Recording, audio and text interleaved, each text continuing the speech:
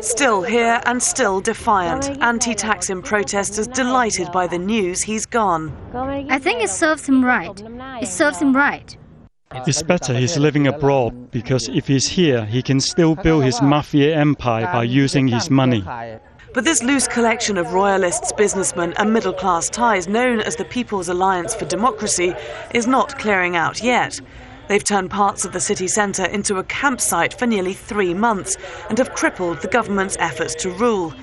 Thaksin's departure is a battle won, but their real war lies with toppling the ruling PPP, which they say is full of his allies. We continue to be firm about our objective. We want the government to resign. The longer they stay, the worse our country will be. Former Prime Minister Thaksin Shinawatra and his wife Podjaman fled to the UK over the weekend. He failed to turn up to court on Monday to face one of many allegations of corruption and abuses of power levelled against the billionaire businessman. It became clear in July the courts wouldn't hesitate to convict him after Podjaman was sentenced to 3 years in prison for tax evasion. And it's thought that's what pushed the couple to flee.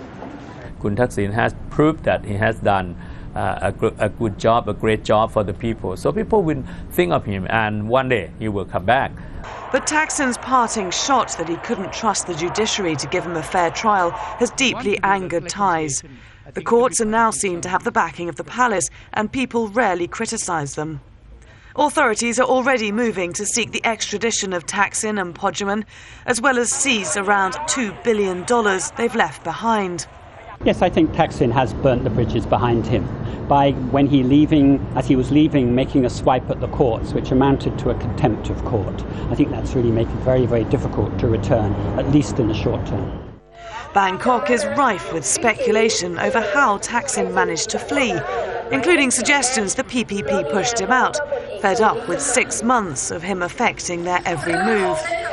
Prime Minister Thaksin Shinawatra may be counting on his removal to allow him an easier time ruling the country. Thaksin's departure may signal the end of an era for Thailand, maybe even bring some much-needed political stability to the country. But his influence still runs deep, and for many here, the story is still far from over. Laura Kyle, Al Jazeera, Bangkok.